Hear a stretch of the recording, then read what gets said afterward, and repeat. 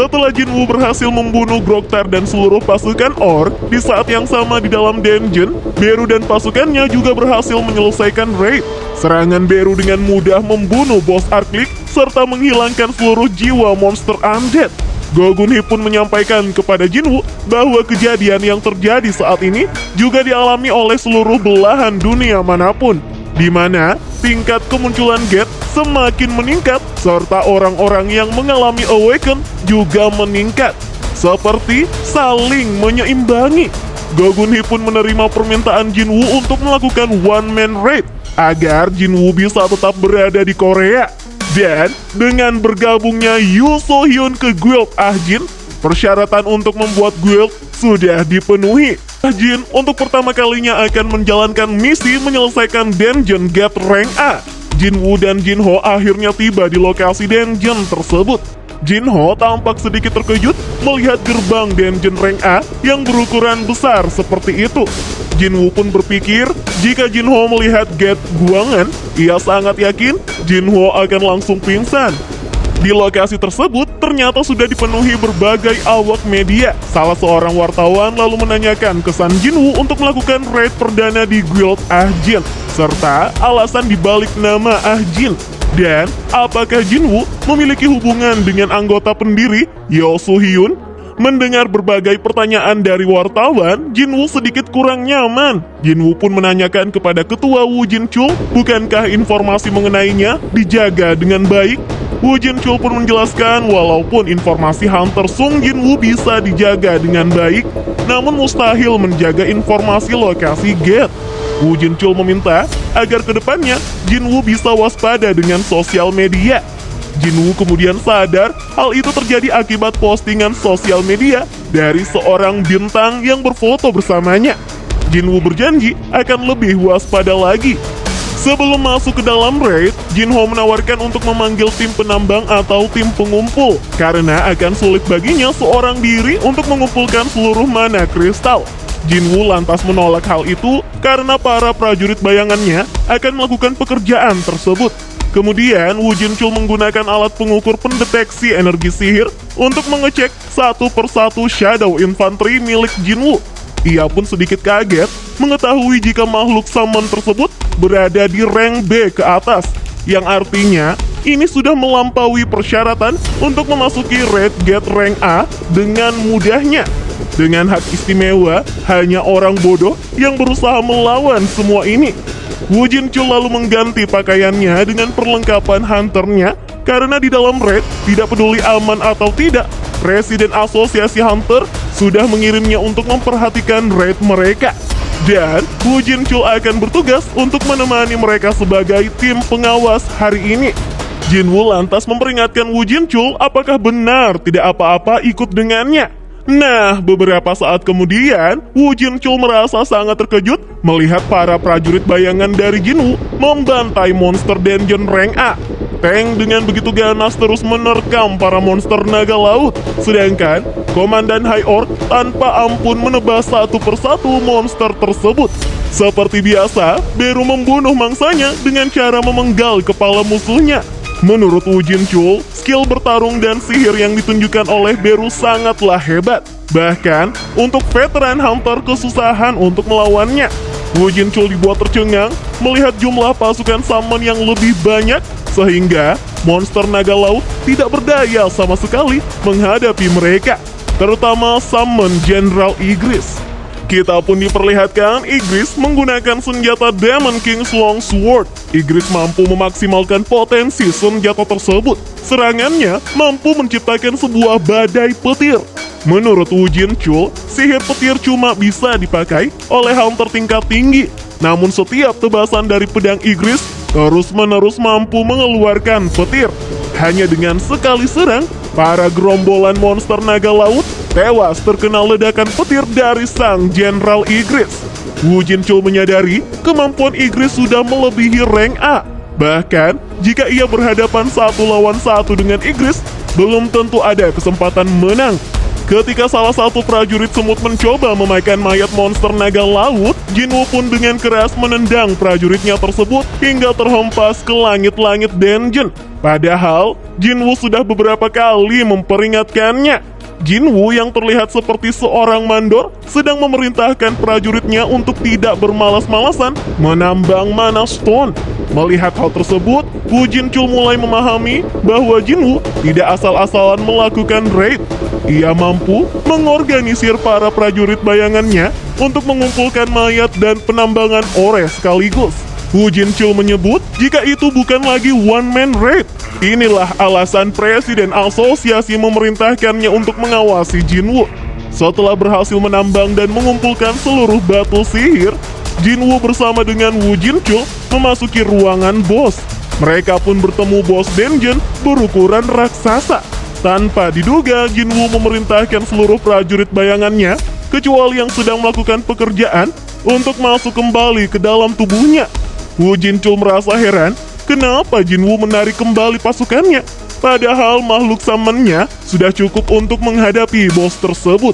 Jinwoo menjelaskan jika ia terlalu mengandalkan makhluk summonnya, maka ketajamannya akan menghilang. Jinwoo pun mengeluarkan senjata Demon King's Dagger-nya. Dengan cepat, Jinwoo melompati tubuh bos monster yang juga menyerangnya. Dalam sekejap, ia berhasil menebas leher bos dungeon menggunakan daggernya. Melihat cara bertarung Jinwoo, membuat Woo Jinchul menjadi takjub. Jinwoo mendapatkan banyak EXP sehingga levelnya naik menjadi level 101. Selain itu, rupanya skill kelasnya juga ikut naik.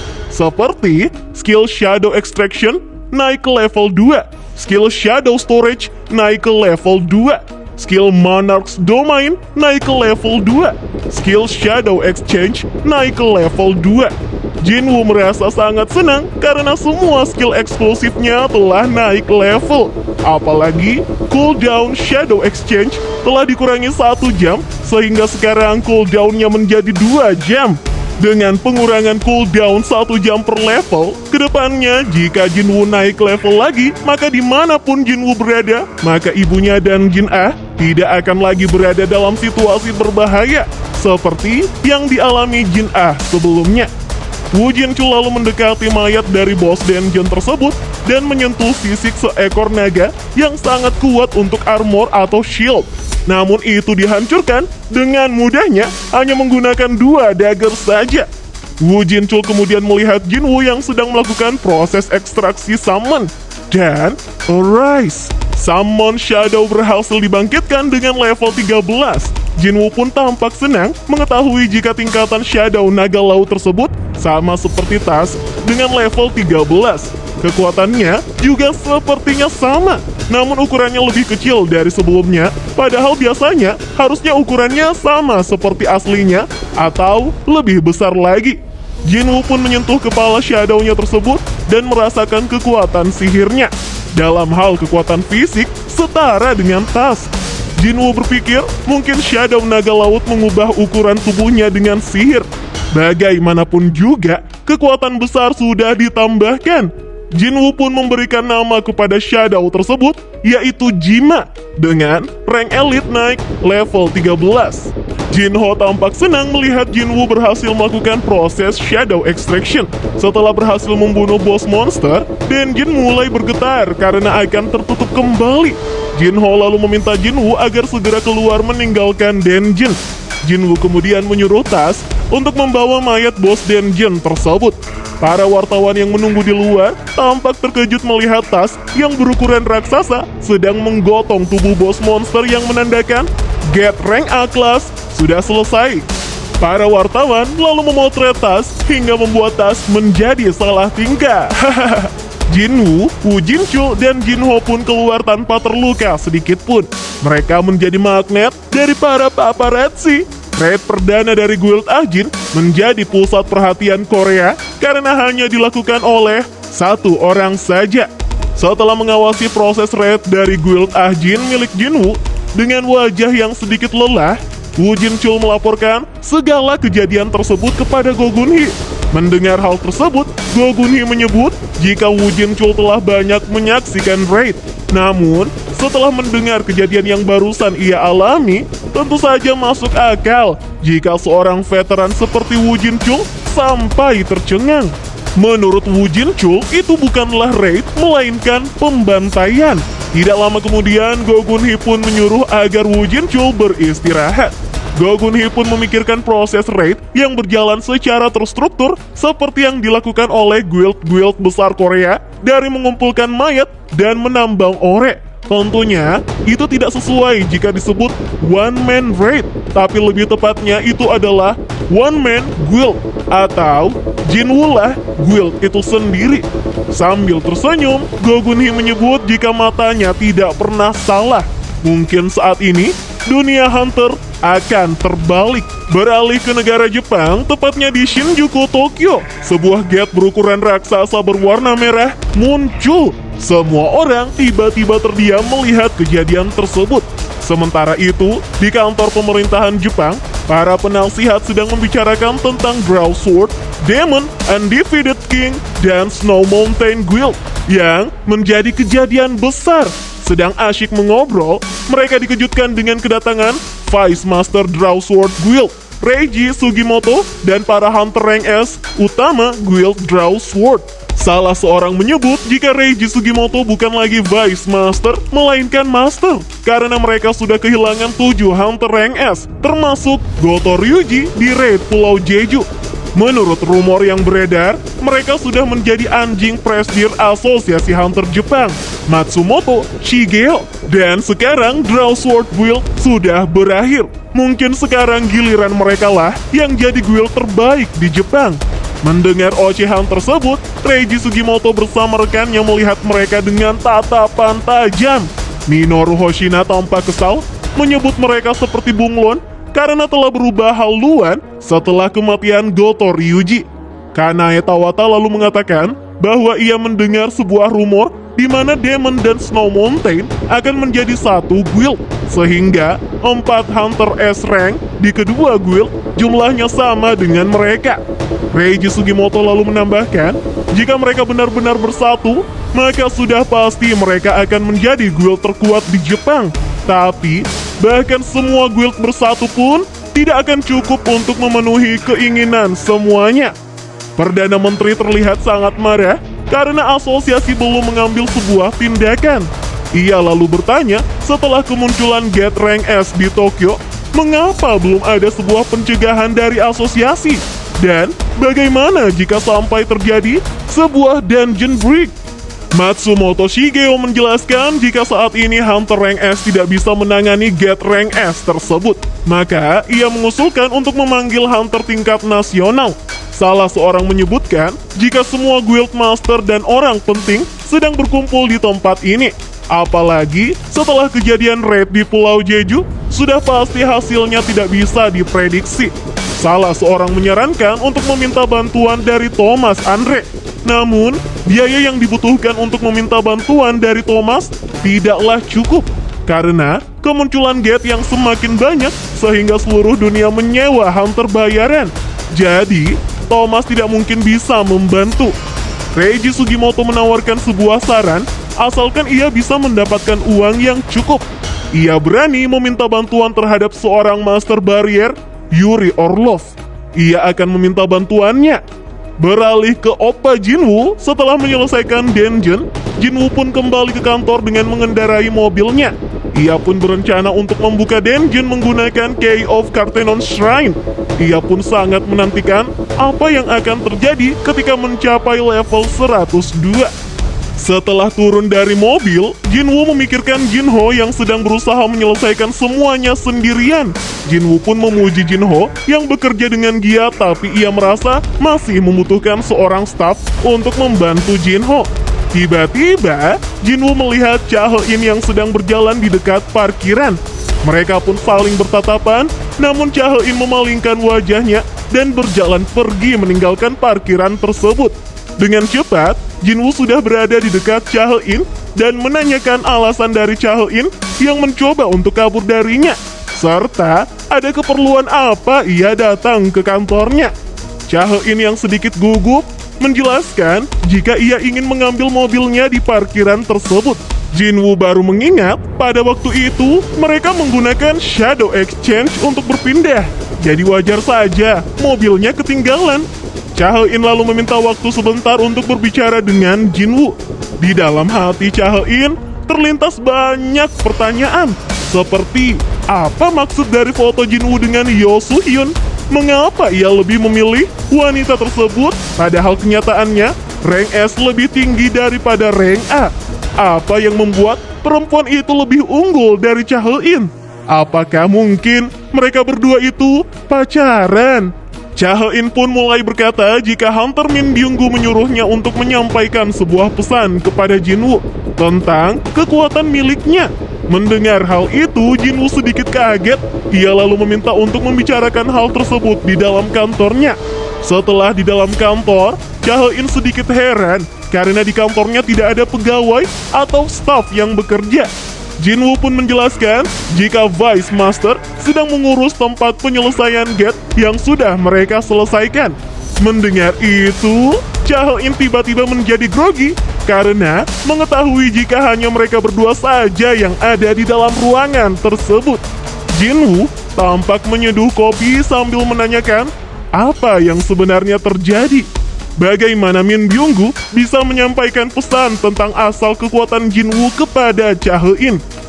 Chae-in lantas menceritakan, hari itu ia tiba-tiba mendengar suara dari Shadow Min Byung-gu yang menyuruhnya untuk menyampaikan pesan kepada Jinwoo agar lebih berhati-hati dengan kekuatannya. Seseorang telah menarik Min Byung-gu dari kegelapan tanpa akhir, tetapi yang kembali hidup tidaklah seperti dirinya sendiri. Walaupun kesadaran dan pikirannya memang ada, namun ia merasa matanya gelap dan hanya bergerak sesuai dengan keinginannya. Akan tetapi, perasaan bahagianya melayani Jinwoo disusul dengan ketakutan. Chae-in pun menanyakan, apa maksudnya? Shadow Min Byung-gu yang perlahan-lahan mulai menghilang menyebut jika kekuatan itu terlalu kuat dan juga mengerikan. Jinwoo harus segera menyadari hal tersebut dan akan ada prajurit asli dari Hunter Sung Jinwoo yang menunggunya.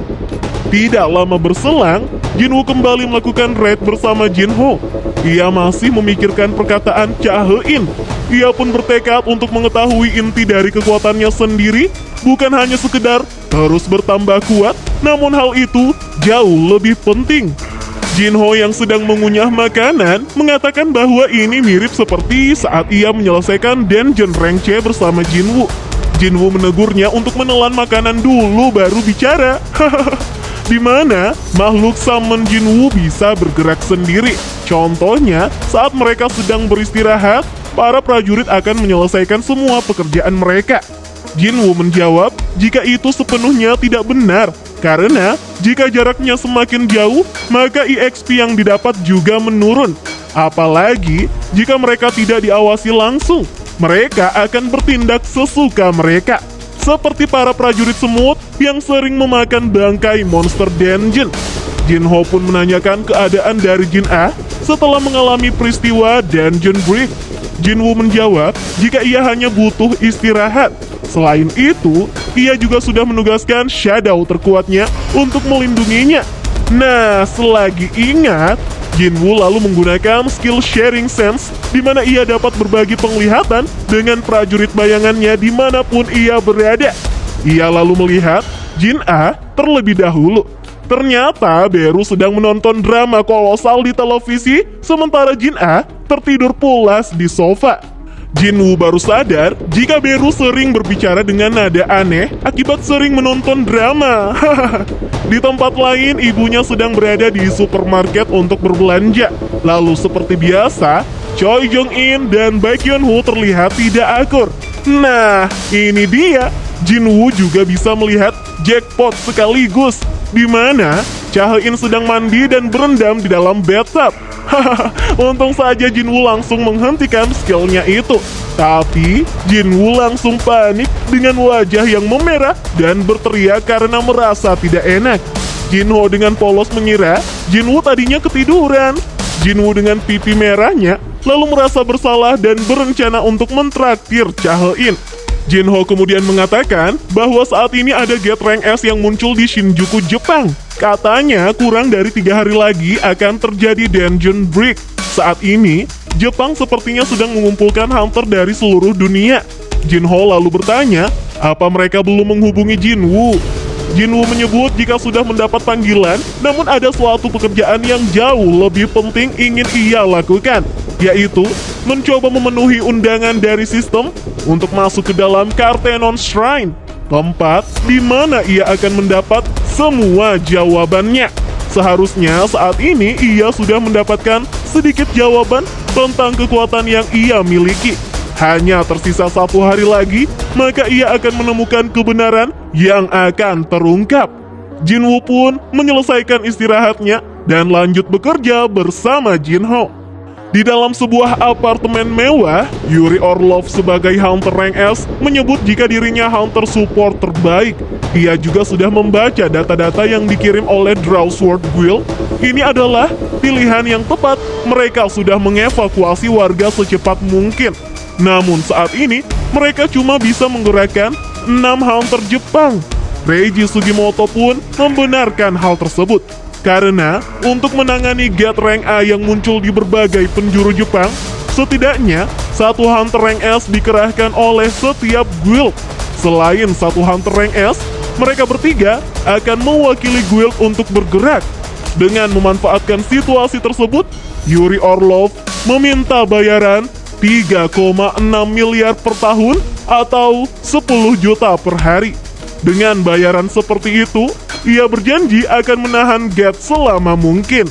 Apakah Jepang akan berhasil menyelesaikan Get Rank S dengan bantuan dari Yuri Orlov? Penasaran kan? Tonton terus video selanjutnya ya!